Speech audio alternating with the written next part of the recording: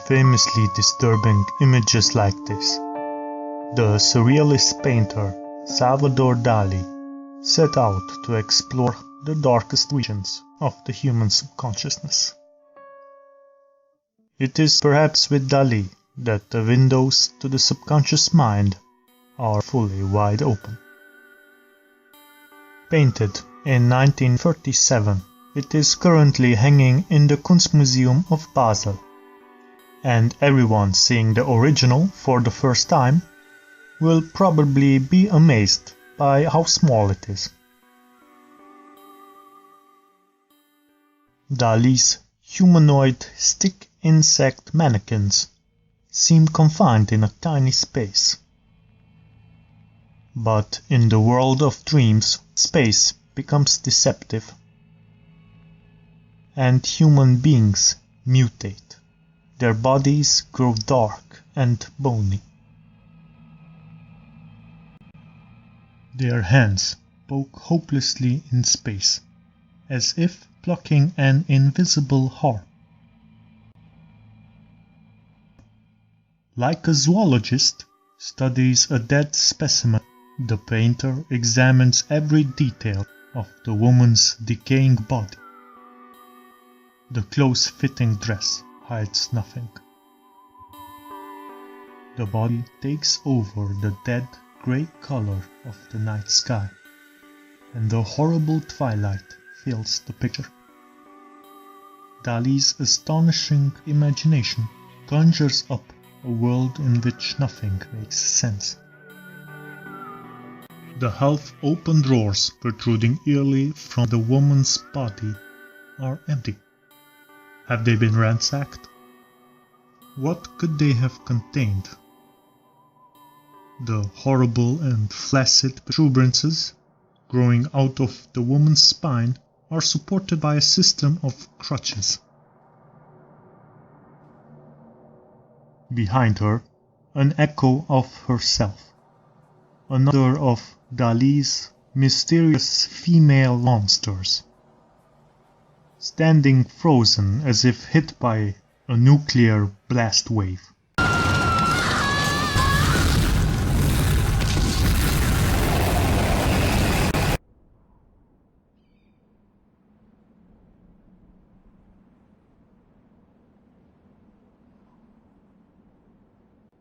As always in Dali's pictorial cosmos, civilization seems to have reached a stage of decay and putrefaction.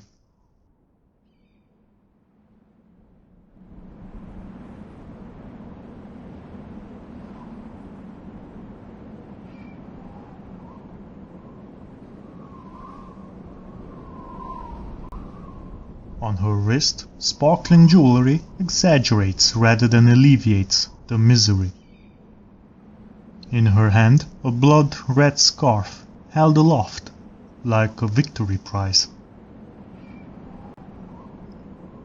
Further back in the landscape, the burning giraffe of the title is another curious inhabitant of this spooky wilderness.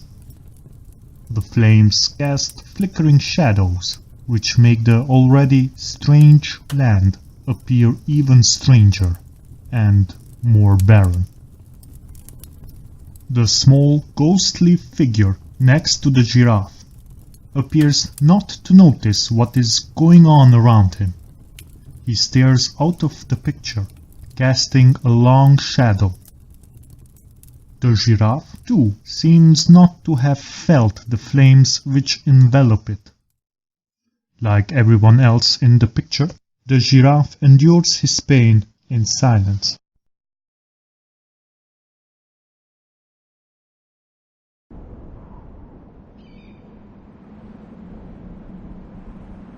The landscape too seems to have lost all hope, all vegetation.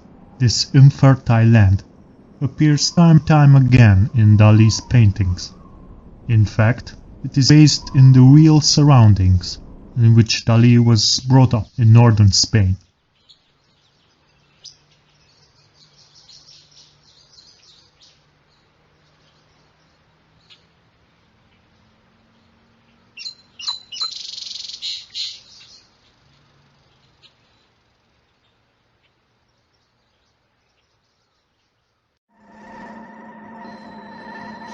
Surrealismo.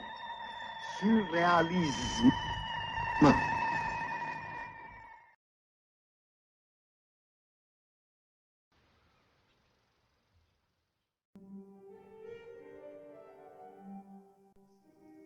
The bizarre rock formations of Cape Creus have fascinated the artist since his childhood. As a painter, Dali was a master of psychological suspense. He studied the case history of many mental patients and the dream interpretations of Sigmund Freud. In order to make sleep possible, he wrote about this picture, a system of crutches is necessary, which are in a psychological equilibrium. If a single one fails, wakefulness follows immediately. The Surrealists choose Freud as their intellectual godfather, but Freud avoided several times any association with the movement. On one occasion, Stefan Zweig proposes a meeting with Dali, on which Sigmund Freud responds in a letter with the following words. Up until this point, I viewed these surrealists, who apparently chose me as their leader, as mere buffoons. Let's say about 95% of them. But this young Spaniard, with that fantastic look on his face and his majestic mastery over his craft, made me re-evaluate my position.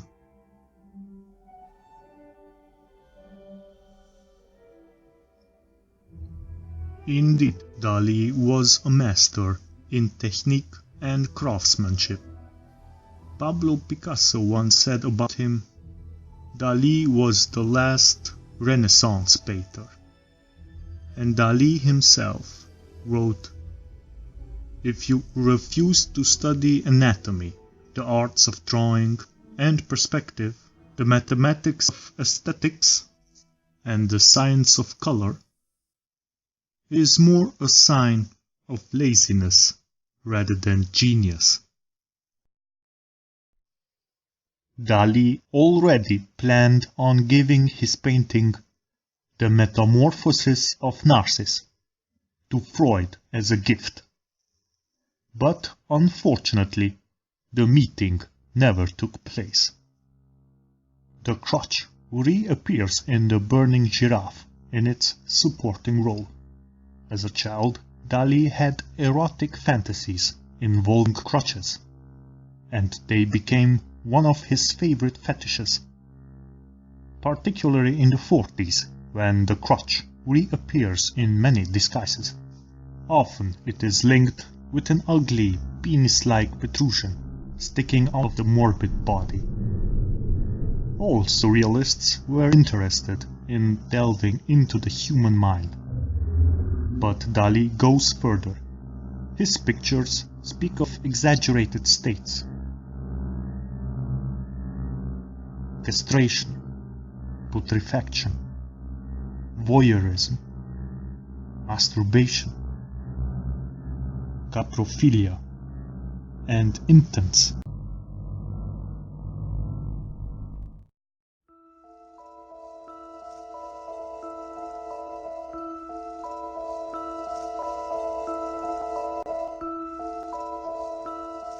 The composition is open, asymmetrically balanced, and made up of three main characters, set in a descending order, in different distances.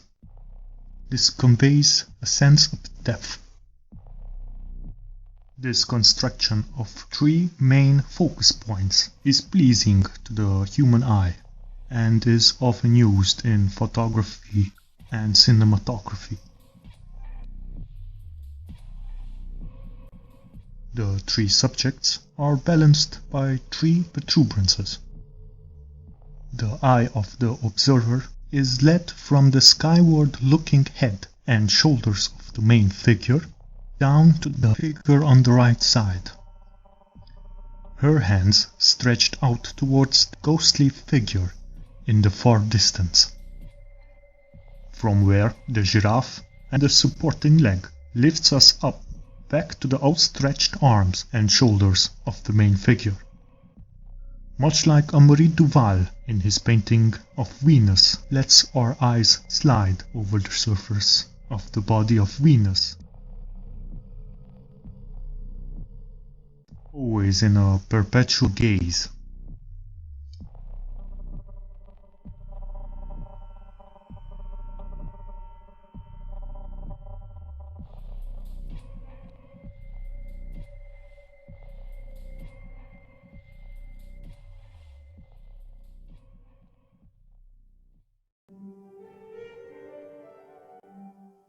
Like all works of Dali, the Burning Giraffe is set in a terrible silence.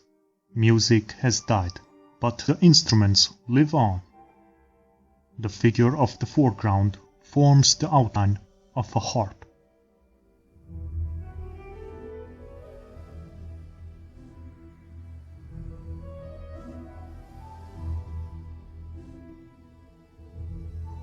The invisible harp was another symbol which appeared early in a painting from 1934. Again, the nocturnal female figure is surrounded by crutches, and for the first time Dali shows us an empty drawer protruding from the figure's head. 2 years later, the mysterious drawers reappear on a female nude. Dali claimed the image was inspired by a conversation he overheard in London on the subject of a chest of open drawers. Dali understood the chest to mean breast, a natural Freudian pun. This painting was very much in accordance with Freud's theory of psychoanalysis, in which the unconscious mind reacts like a hydraulic set of compartments, all reacting differently to the outside modern world.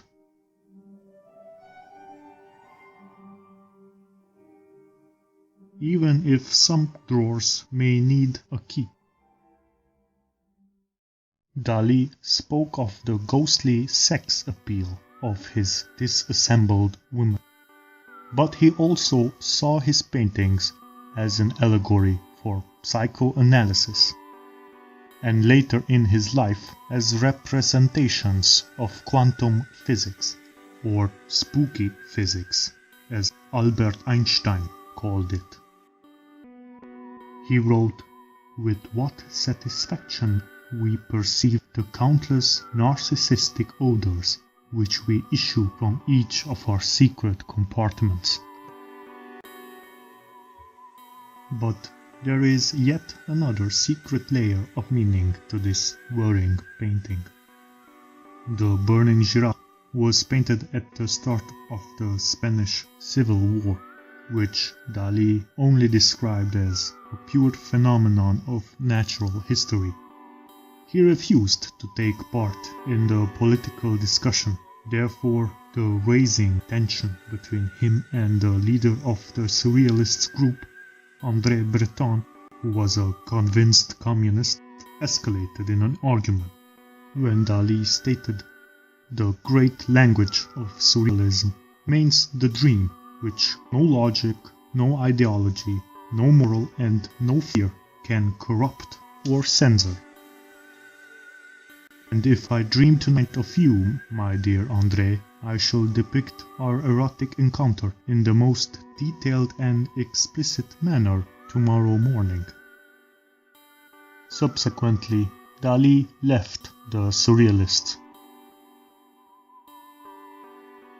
and as the horrors of war spread in Europe, Dali's art took on an even more terrifying shape.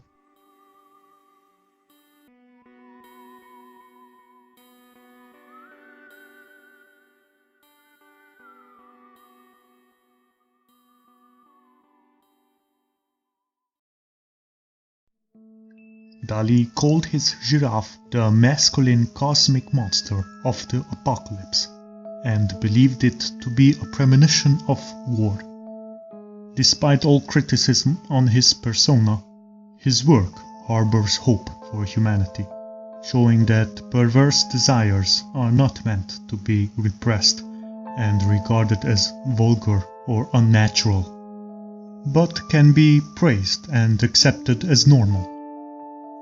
And in a time where many artists and filmmakers started out to represent the unconscious, the dream, the undefined, the strange, or the abstract, the ultimate surrealist did it with clarity and precision.